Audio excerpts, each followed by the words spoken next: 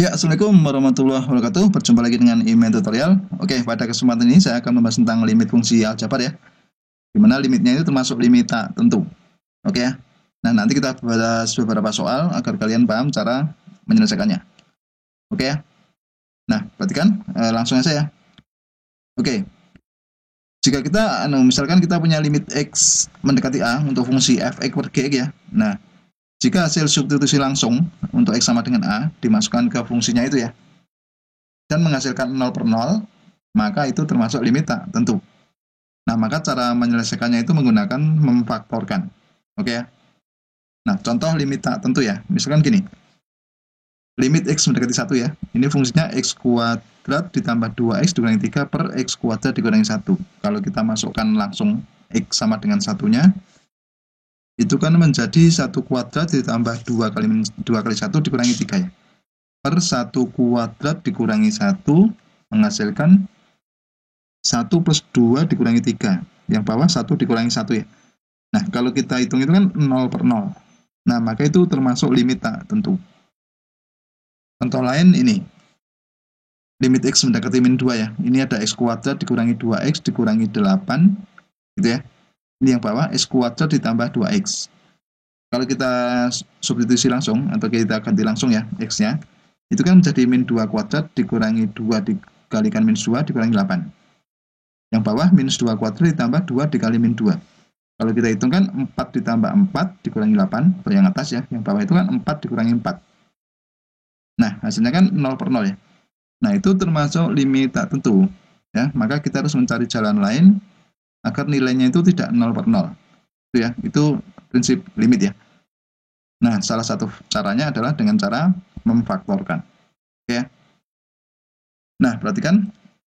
Misalnya kita akan mencari ini ya, 5 nilai limit ini ya. Nah, dengan cara memfaktorkan. Nah, kita tahu bahwa kelima bentuk limit ini termasuk limit tak tentu ya. Ini sudah saya coba, kalau kita masukkan langsung, maka hasilnya adalah 0 per 0. Maka salah satu cara harus kita faktorkan. Oke ya. Nah, setelah kita faktorkan untuk satu persatu ya. Misalkan kita untuk soal pertama ini, limit X mendekati 3, X kuadrat ditambah X dikurangi 12, yang bawah X kuadrat dikurangi 9. Oke, kita faktorkan ya.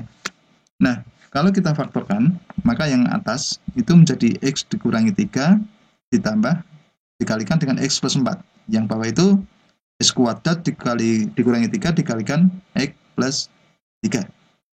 Nah, di sini ada yang sama ya, antara pembilang dan penyebut, itu ada suku yang sama itu kan, X dikurangi 3 itu sama ya.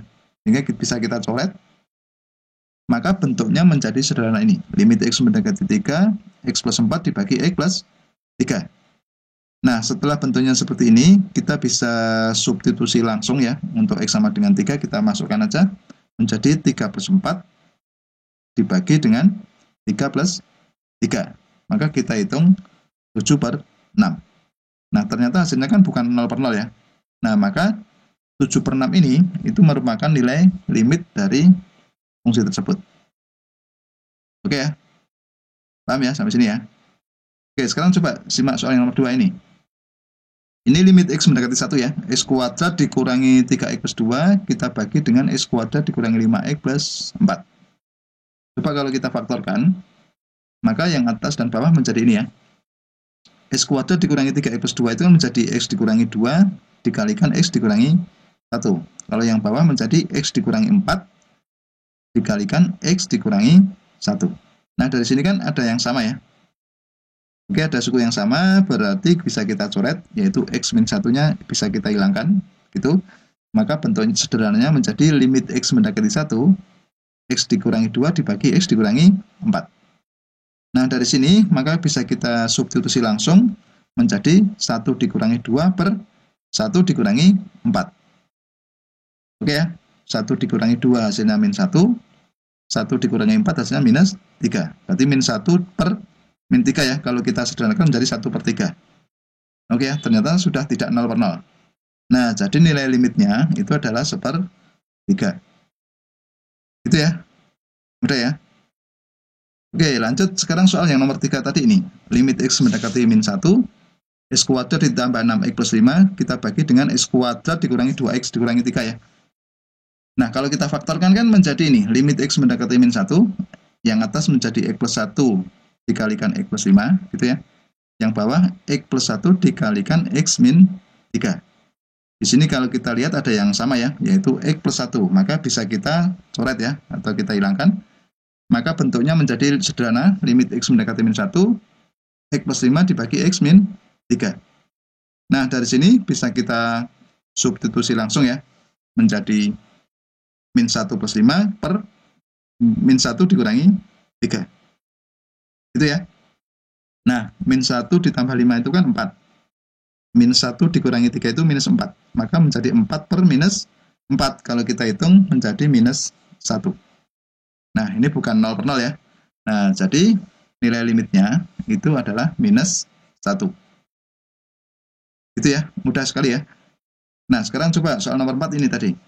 Limit X mendekati 2, ya. Ini X kuadrat plus 5X dikurangi 14, dibagi atau per X kuadrat dikurangi X dikurangi 2. Coba kalau kita faktorkan ya. Itu kan menjadi limit X mendekati 2, ini X dikurangi 2, yang atas itu kan difaktorkan menjadi X dikurangi 2, dikalikan X plus 7. Kalau penyebutnya X dikurangi 2 dikalikan X plus 1 ya. Nah, di sini ada yang sama, yaitu X min 2.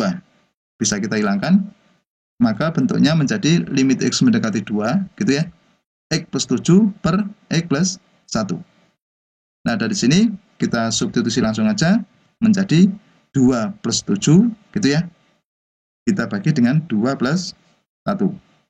Hingga menjadi 9 per 3. Bukan 0 per 0 ya. Nah, maka 9 per 3 bisa kita sederhanakan menjadi 3. Oke ya. Nah, jadi kesimpulannya untuk nilai limitnya itu adalah 3.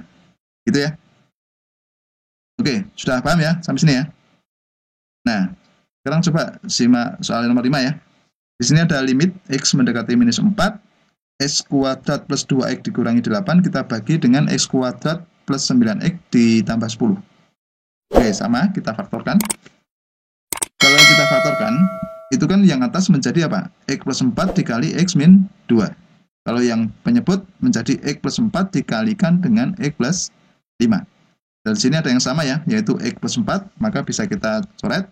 Maka bentuk sederhananya menjadi limit X mendekati minus 4, gitu ya. X dikurangi 2 dibagi X plus 5. Dari sini bisa kita substitusi langsung, diperoleh minus 4 dikurangi 2 per minus 4 ditambah 5 ya.